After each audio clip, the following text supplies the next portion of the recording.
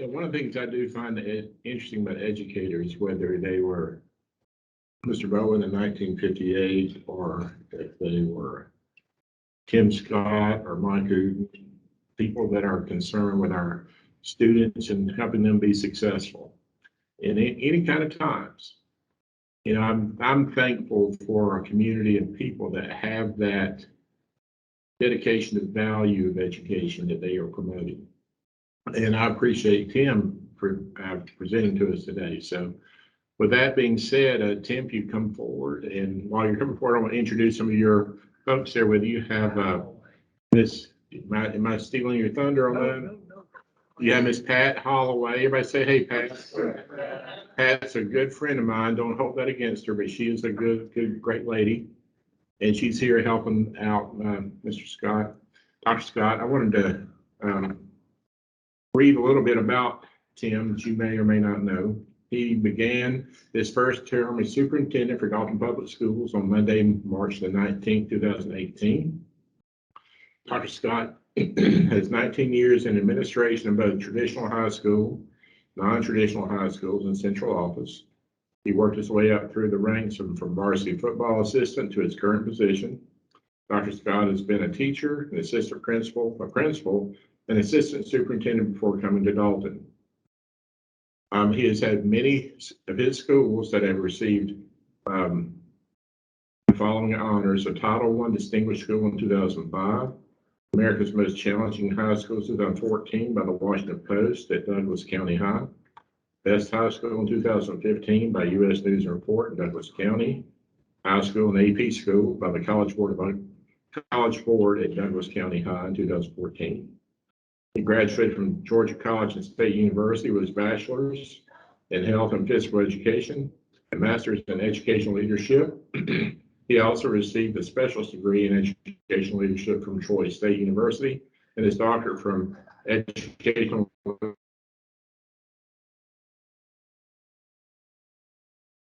leadership.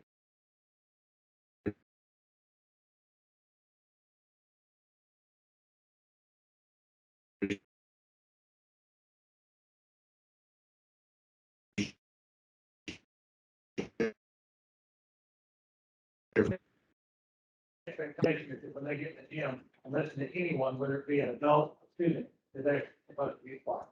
And so that's, always tried to use this voice. Thank you for allowing me to share about Dalton Public Schools. And I will say right off the bat, Mike and I have a great relationship, and I have enjoyed the little bit of time he's been there to have an opportunity to consult with him and talk about things and share things. And it's been just like when Dr. Gilbert was here, and our relationship is really strong. And you don't know. We'll go, and I'll start off with COVID, because I know that's probably the last thing on everybody's mind right now as we move forward. I will tell you yesterday, and I get these numbers about 4:30 in the afternoon. So understand, when I get them at 4:30, by 6:30, they may be different than what they were at 4:30 when I received them. But yesterday, total in our district are right close to 77, a little better than 7,700 students. There were 25 positive cases that were either cases or had been cases that were still active within that 10-day quarantine window. 25 of them. The highest school was Westwood Elementary, who had 4 students. That is 0.75% of their student body. So it's not quite 1%. That was the largest number in any school that we had yesterday. We did have some kids that, I know the paper, we had 35, and that was accurate, but 6 of those 35 have never been to school.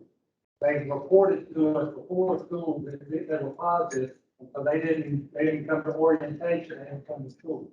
But now that number changes on a daily basis as we move forward. So we have started out, and it's not up here, but we do have vaccine clinics. We're encouraging those. We've had them at our school, a little 4-hour half day. We do one in the morning, one in the afternoon. And we will have them at football games if anybody wants to get back.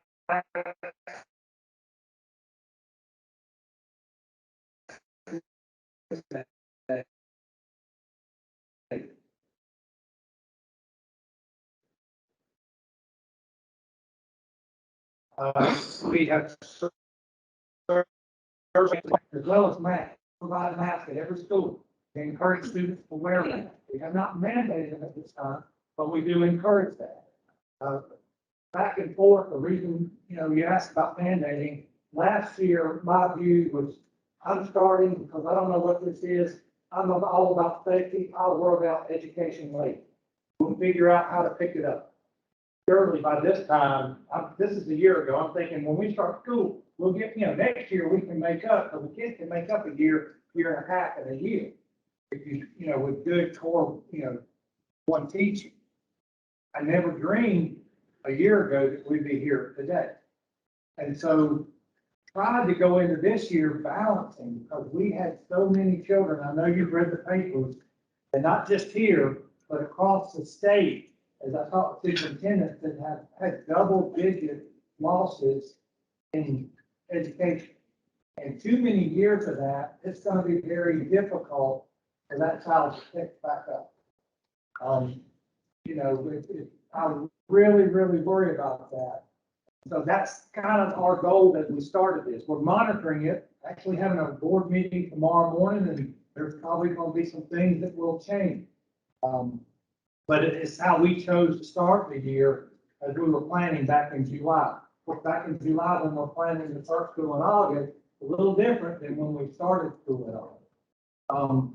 I was fortunate Dr. Taylor shared the results for positives in Whitfield County since January the 1st, 2020. So far in August, we've had 141 students aged 5 to 17 in the entire Whitfield County area that have been positive. As compared to December, January, this past year, they were like, I want to say December was 429, January was like 380 something. So we're still not as high as we were at the highest point last year, but it is something that we want to make sure we watch and keep a real close eye on as we move forward. And we're not even through August yet, so that number will grow naturally as we move through the month. So, but we do provide masks. We continue to clean our schools daily and spray with eco-evasive, and thank you to Sean Mohawk. We've got a couple of chemists that have evaluated that chemical, and they say, hey, it's top of the line, and so that's what we do with our schools, try to help with mitigate the virus. All schools and facilities in Dalton Public Schools have had the HVAC upgraded. That means we're circulating air, we're ionization or killing the pathogens in the air the number of times that we're supposed to, and that's a leading factor in helping hold the spread down too. We continue to contact trace and quarantine as CDC recommends. So we are continuing to do that. We are quarantining, we're not backed off that. And based on how that looks, sometimes we may quarantine a whole class, even if the whole class wasn't exposed. The reason we would do that is I have a teacher, and if I split a class, and if you know anybody that teaches, how tough is it to teach that group of kids in the class while you teach that group at home? So sometimes it's easier to send the whole group home and let the teacher work, especially if the teacher has to quarantine, and let the teacher work with everybody over a Zoom or that type model. And so we take that class by class. So we do look at that. And also we want to make sure sometimes we may over quarantine just to stay on the safe side to try to keep them straight. And then we do provide a virtual option for all of our students, K through 12 in Dalton Public Schools. Now, we've not had many take us up on that. 9 through 12, we only had 57 students that wanted to go virtual. And then the K through 8, I think the last check I had was around 120. So those are the ones that have requested. It may change as the year goes or as we move forward. But what we did this year, instead of teachers having to do both, we have actually hired additional teachers. So if you go virtual and you're at Brookwood, you'll no longer be a student at Brookwood. You'll be a virtual student. Okay, so you'll move out of your teacher's class and you'll have a virtual teacher that takes care of you. And we've located all our virtual teachers at the annex, and then we've hired teachers that speak dual languages. So we're in adjoining rooms. So if I'm working with a group of third graders and a parent speaks Spanish and I don't, and I can get my language person to come and share with that parent, so they're actually speaking to them in their language. And so we're trying to make sure we do that, and so that's why we have them all in one room, in one place. Reconfiguration, we are very fortunate to open up some new schools, and our goal was to reduce the total number of students in the building, not necessarily a class size, but within the building. It's tough in a building, I've got 2,400, 2,300 students versus maybe having 1,500 in that building. I will have fewer teachers, but it enables us to know our children better. And so that new configuration, we still have our 6 elementary schools, which is Blue Ridge, Brookwood, City Park, Park Creek, Rome, and Westwood. But then we added a 6-7 school, which is a beautiful school out by the Junior Achievement Center of Greater Dalton. And Hammond Creek is our 6-7 school. Dalton Junior High is our 8-9 school. And then we have 2 high schools, Dalton High School and then Dalton Academy. And this is what is so, I've been so impressed with folks at Dalton Academy. It's a choice. There have been over 450 students that have chosen to leave Dalton High School to go to Dalton Academy full time. And then we have another 283 that have chosen to leave Dalton High half a day to spend half of their day taking courses at Dalton Academy. So we're really super excited about that. Here's Hammond Creek Middle. It's a $43 million project. And then in addition, we've applied and got $3 million from the state.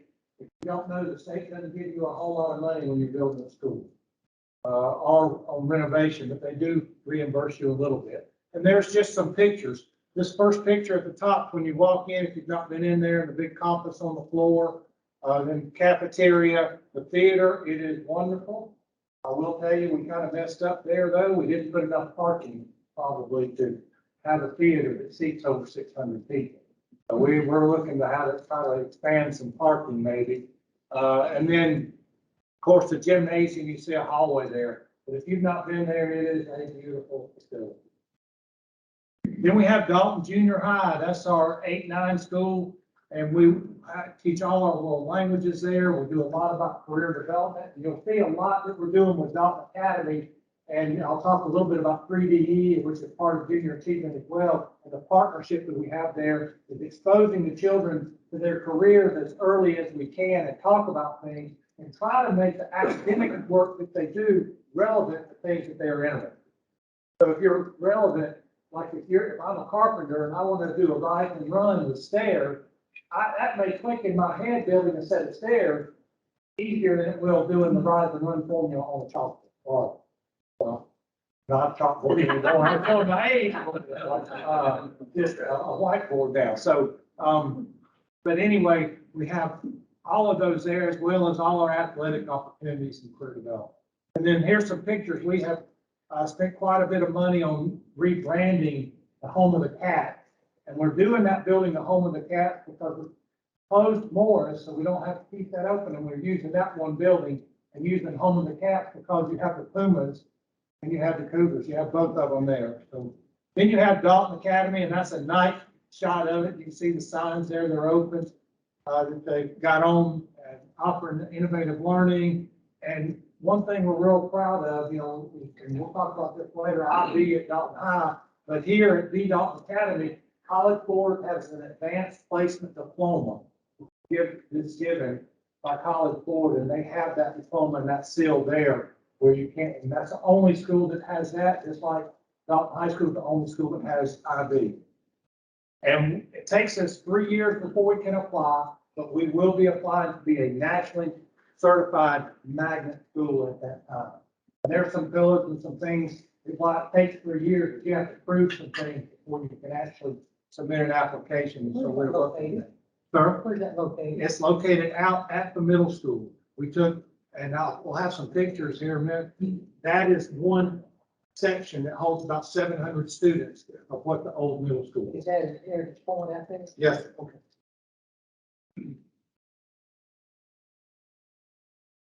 And then here's some pictures of Dalton Academy. You can see the hallways there. And this is from the interior. We wanted it to be separated from the actual 8-9. And so that gives you the big D for the Dalton Academy and their logo and stuff from the inside of the building.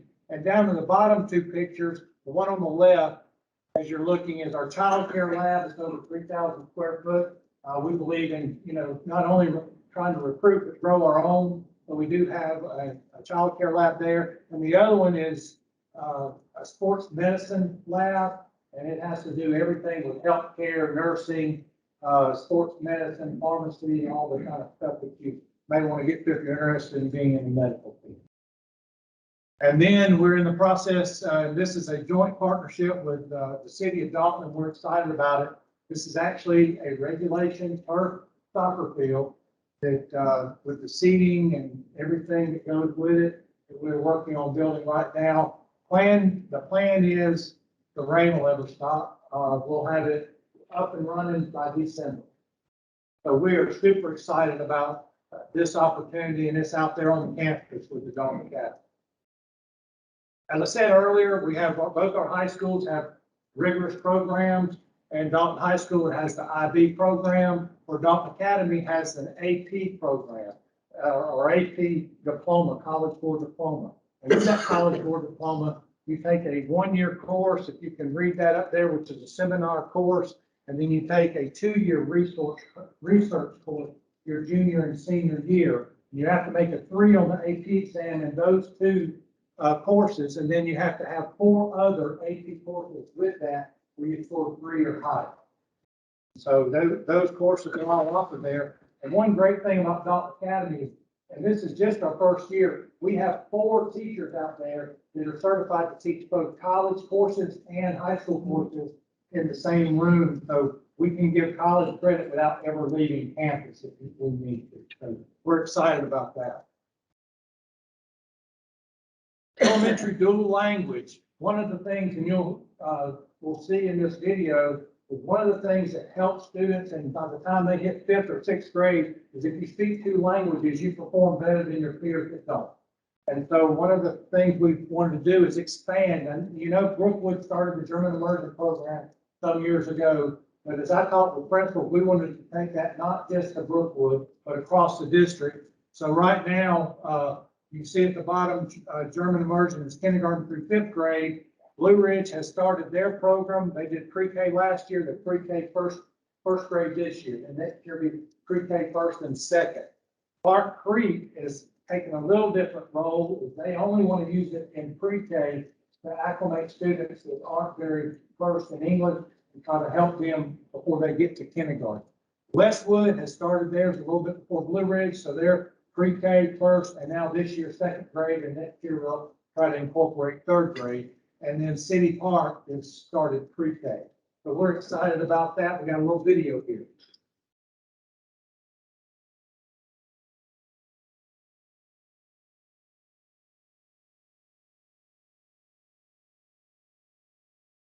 Oh, we got a little video.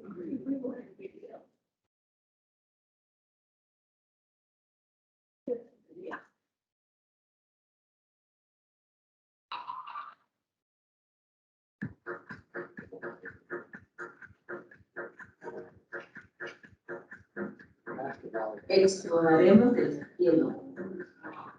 Dijo Hugo.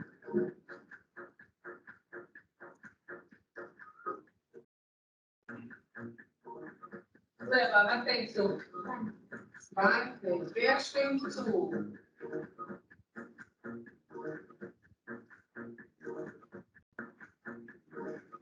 Bernardo, desde lo alto de un árbol, ya era tarde y el burro.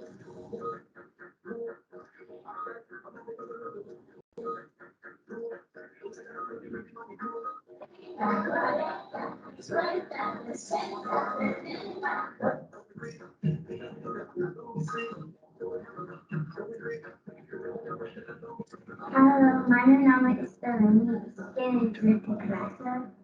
Hallo, mein Name ist Richard. Ich bin in die 3. Klasse. Ich liebe Fußball. Hallo, mein Name ist Laura. Ich bin in der 3. Klasse. Voló a la copa del árbol, el búho.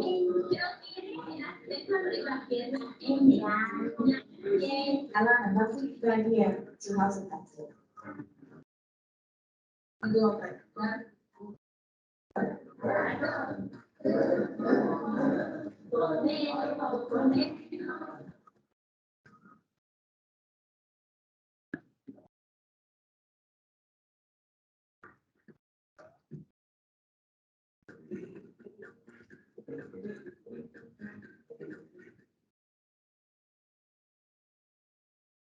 Very proud of those dual immersion programs, and we all know that students that can come out of elementary school speaking two languages. And then we do have those courses in the 6, 7, 8, 9, and both 10, 12. So it doesn't matter what language you pick or which way you go, you can continue that through your senior year in high school. And our vision is world-class learning that prepares students for success in college, career, and civic life. We want to make sure that we expose them to career and try to make that work relevant to their academics throughout the day. And we want to try to continue to be the very best we can. And then our mission in Dalton Public Schools is to build relationships. That's not just with students in our building or teachers in our building. That's also with our parents. We work diligently on parent conferences and trying to contact and include as many parents as we can, because once we create those relationships, we want to provide quality work and it engages our students in profound learning. And then we live off our strategic plan. It is something that we had community input in, and we continue to update and evaluate. And every 5 years, we'll bring the community back together and say, hey, this is where we are, this is what we've done, and here's how we can go. And again, we have 4 pillars that guide us in that. That's college, career, and life readiness. Which is our academic side, then recruitment and retainment of highly qualified professionals. You may not know, but we go to colleges all over the Southeast trying to recruit. And we not only, we don't just send stuff out, we send people there. And they sit and hand out, talk, shake hands, and try to recruit the best we can, and then provide ongoing professional learning to make sure we keep those people. And then operational excellence, you know, making sure our schools look the best and are kept clean and up to date. And then again, engaging our family and community. And we have a great community that we have an opportunity to work with, and they are wonderful. Our current enrollment, and this may have changed today, is 7651. And then that just kind of gives you the breakdown, a little over 71% Hispanic students. And then these are demographics. Now, these actually came from last year's FTE. They may be a little different this year as we move forward, but 63.4% free and reduced lunch. We feel like that's probably a little higher than that because of the federal nutrition is not requiring people to fill out those forms to get the free and reduced lunches anymore. We're struggling trying to, get those numbers. And that's a big number because that's where we get title funding from too, working to get that. So that's just a little bit about our demographics. 21st Century Grant, we started this 2 years ago, I believe. And it's a grant, it's an after-school program, because when we have children, they're not where they need to be, extended learning is important. So this extends the learning to after school, and we're able to do that. We have 117 students in that program. The grant opens up again, and we're going to apply not only for this one, but we have an opportunity. Hopefully, we can partner with the Boys and Girls Club and grow it and have even more students involved the next time we open it up. So we're excited about that. Junior Achievement, it's a partnership with Junior Achievement Engineered Floors and Dalton Public Schools. We can't thank Anna enough for pushing this on through. She decided we're going to have a Junior Achievement Center in Greater Dalton, and we've got a Junior Achievement Center in Greater Dalton. We're excited about it. Currently, we're serving 6 surrounding school districts. We have the potential to serve about 10,000 students, and I say we, it's really Junior Achievement that serves the students. We just had the fortunate to be able to partner with them and be a part of that. And we're so happy to have it so close to Hammond Creek. And if you've not seen the facility, and you're missing out. And this is again where we have community, not just this partnership. I didn't interrupt you. Oh, go ahead. I was gonna say on October the 5th, everybody said October 5th. So we're gonna have an off-site.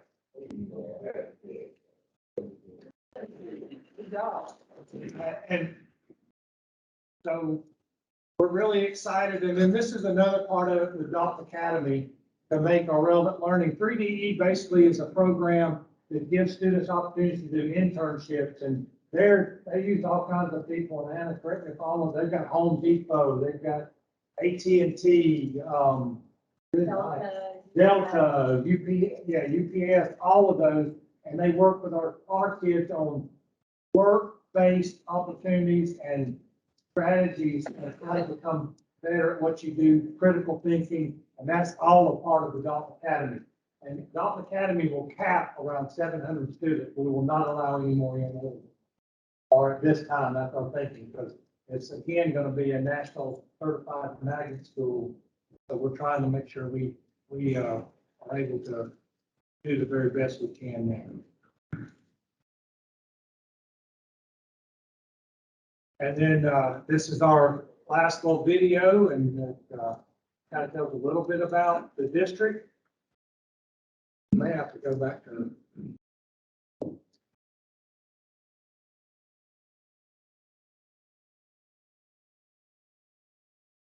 Yeah. Sorry, we're on the Wi-Fi.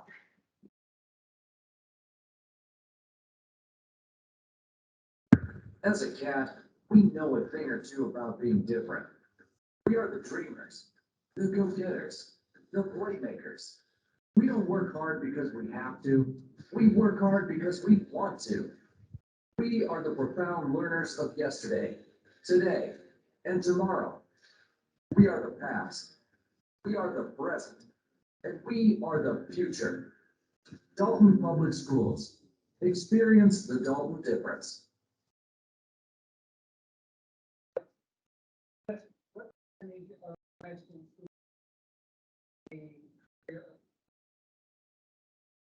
Majority of them, that's what we base both schools on. We have, I don't know the exact percentage, but we really push students into different career pathways and to try to start them early enough that they not only can complete them, but maybe have dual pathways. That's one of the reasons we went to a 4x4 block to earn more credits, to give students more opportunities to earn that. We also, we have a fine arts program at Dalton High School and a STEM program there. Dalton Academy's got, teachers as professionals that they have. They also have their medical program and that they have, you saw the lab there. And so we're really, that's a main focus. But we have a big partnership with Dalton State for dual enrollment, as well as Northwest Georgia Technical College, and the opportunities that they have for our students as well. And we will transport back and forth from Dalton Academy to Northwest Georgia Technical College. How many students or what percentage of students are in the IB program? We don't have many students. That's an issue that we've been working on. It's one that we've had to revamp. We've got a new director of our IB program. I think we had, I want to guess, maybe 10 or 12 seniors last year. And we're really thinking that we should have 50 to 60 per grade level. So we started a whole new, and Pat's been working on it, PR campaign and really pushing out to parents and start contacting them in 6th and 7th grade to choose, because when you talk about IB, it's a program. AP, if I'm really good in math, I can take an AP math, or I can take an AP science. I don't have to take the AP literature. But when you're talking about IB, you have to take the whole umbrella, it's the total program. And fortunately, I've had a little experience in there, being a principal of an IB school that had 600 IB students. So, and yeah, we only have 2,200 children in the building. So that's a point we want to get to at Dalton High. So we're going to really start pushing that, and our thinking on how we do that and how we teach children. It's not just a whole lot of work. It's got to be the whole thing, not harder, but smarter. Then, with the AP capstone at the Dalton Academy, are you still teaching AP for in Dalton High? Yes, sir. Yes, sir. And one reason, because a lot of IB students enjoy taking AP classes or elective. So we have AP at both sites. You just can't get the capstone. So they don't have AP research there. They don't have the other AP classes you take. But other than that, AP Physics, AP Lit, AP US History, they'll have a whole list. Like each site teaches probably 12 or 15 different, or offers to give enough students that want to take them. Those different AP. I'd like to return just for a second to the COVID situation. Yes. And certainly appreciate all the different ways the district's trying to combat that problem. But with the city declaring a state of emergency, 63 COVID patients in the hospital now, I just think it would really behoove the district to get a computer mask mandate. And I would hope they'd seriously consider that tomorrow when they meet. One reason we're meeting tomorrow, but what we have learned is at no time last year was our census like county at any time. Our numbers were considerably lower throughout the whole school. Even though we had a mask mandate throughout the year, they were considerably lower. So we're looking at that too. But also, and I hear y'all, I'm gonna tell you, I hear from both sides. And I want to do what's safest for the children. And one of the things that I hear, and I struggle with this, and this is just Tim personally, is when I have a teacher that says, I can't hear my kid, can't understand what they're saying, or I have parents, and I've probably gotten 100 emails about my child sitting in class, they can't understand their teacher. They're sitting there and they can't, and I can't get them to ask questions. They don't understand what the teacher's saying. What do I do? I can't help my child. So I'm trying to answer those questions at the same time. And so it is a balance. I totally agree. And it may be something that the board, the governance team decides to do. We're looking at everything. I can tell you in areas like on buses and things like that, I'm pretty sure that will come out tomorrow. They'll want to mandate masks on buses and things like that. And even if we mandated masks in the classroom, like I have shared that if we do that and we mandate masks everywhere, we're in a teaching situation. I told my principal this morning, if we're in a teaching situation and they need to remove the mask, because I've got somebody that doesn't speak English and we're trying to teach them how to read and how to work those younger kids. I said, have them take the mask off while they teach. They can put it back on. I think as Dr. Taylor shared with me, and I've talked with him frequently, they're well aware of what we're doing, and he will tell me, you should wear a mask. He said, I also understand that wearing masks hinders instruction. It's not perfect. He said, but wearing masks some of the time beats not wearing them at all. And so we're going to try to do the best we can and try to see where we're at. We're talking about a tiered approach. We talked about just flat out mandating it for the whole year. I don't know what I can't speak for the governance team, but what I'm gonna do is try to make sure we have all the up-to-date numbers so we can have some good conversation. I will tell you, it won't matter which side that we make the choice on, somebody's gonna be mad at me. I just wanna make sure, I wanna be safe too. I don't wanna, we were talking over there a while ago, and even if one child or one adult, it's still one's too many, but it's tough. Good point. Well taken. How about mask mandate in the hallways where it's more congested? Anyway, We off certainly, in the classroom. yes, sir, we have certainly talked about that. Might be a little different in elementary schools, because in elementary school, if I change classes, I may be walking from here to just across the hall. But we have talked about requiring masks during class change. Most of our schools, we started the school year using the cafeteria. We're going to continue using the cafeteria, but the difference starting as soon as they can come up with a schedule. And we talked about this morning is we're going to social distance within our cafeterias. And so we'll have some meeting in classroom, some meeting in cafeterias as we move forward. In those areas, but we've also had conversation where I've got some people that don't want me to have chorus or band anymore. Want me to cut it out because that is, it's bad. So those are conversations we all have to have. And last year we didn't have them. We'll just have to see where we land. It's a real tough situation, but point well taken. And everything's on the table with us in our discussion. Not taking anything off the table. We're looking at everything because again, safety is important, but we also want to try as a school citizen balance that with trying to do the best job we can educate. If y'all know how to do that, I'm all ears. And thank y'all for allowing us, Pat, thank you for helping, and Pat does all of this, I didn't do any of it, and, she, I couldn't do it without her, she does a great job for us, I appreciate it.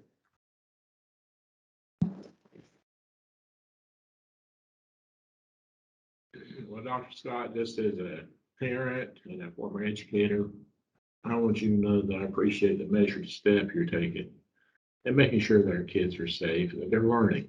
Because that's obviously you're in the business of teaching.